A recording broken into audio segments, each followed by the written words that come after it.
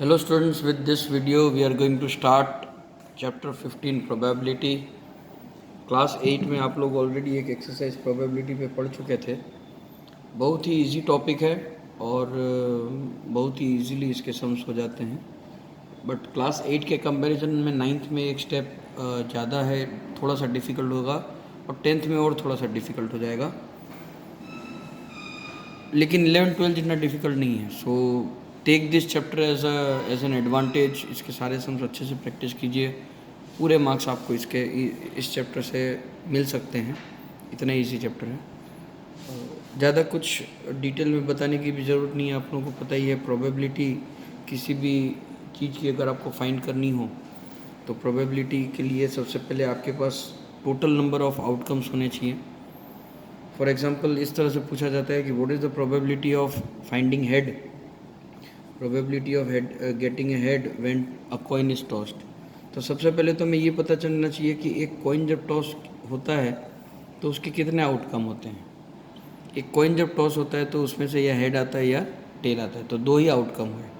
अब हेड आने की प्रोबेबिलिटी कितनी है ये पूछा गया है, तो आपको ये देखना है कि कितनी बार हेड आ रहा है। दो में से एक ही बार हेड आ रहा है, तो हो जाएगा, फॉर्मूला हो जाएगी number of times event occurs. जो इवेंट पूछी गई है उस इवेंट को divided by total number of outcomes, ये फॉर्मूला है प्रोबेबिलिटी फाइंड करने की। तो हेड कितनी बार आया?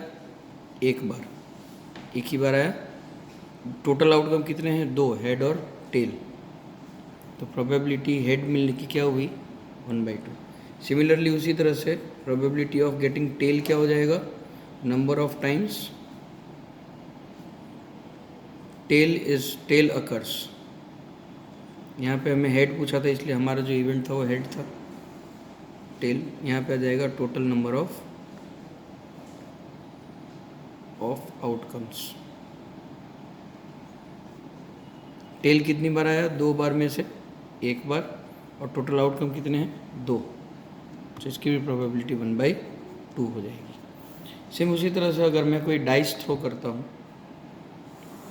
एक अनबाइस्ड डाइस अगर मैं थ्रो कर रहा हूँ, तो उसके जो आउटकम्स होते हैं,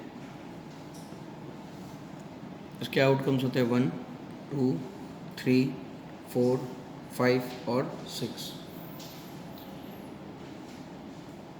सो अगर मैं आपको पूछूं कि what is the probability of getting 1, probability of getting 1, तो 1 कितनी बार आया है?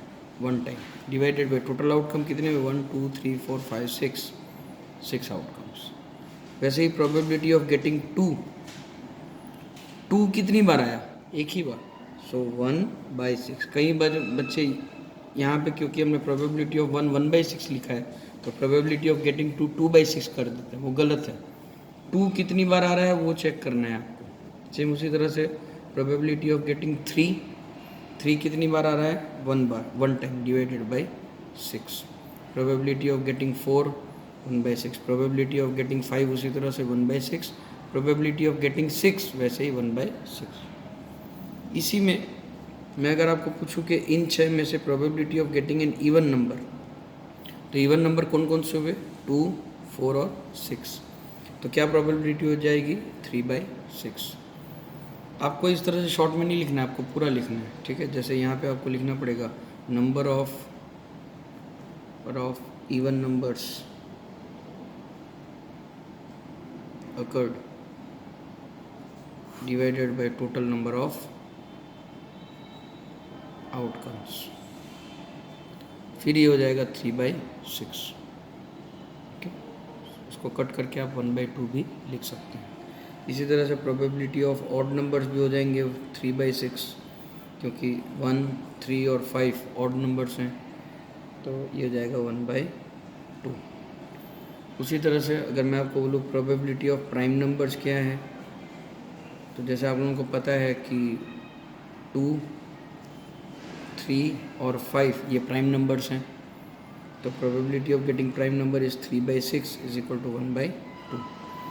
Probability of getting a composite number इसी में, ठीक है।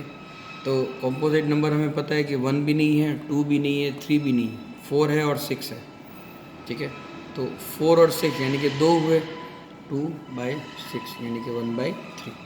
इस तरह से हम प्रोबेबिलिटी को स्टार्ट करते हैं। ये इंट्रोडक्टरी सेशन था। अब हम एक्सरसाइज 15.1 से डायरेक्टली स्टार्ट कर देते हैं।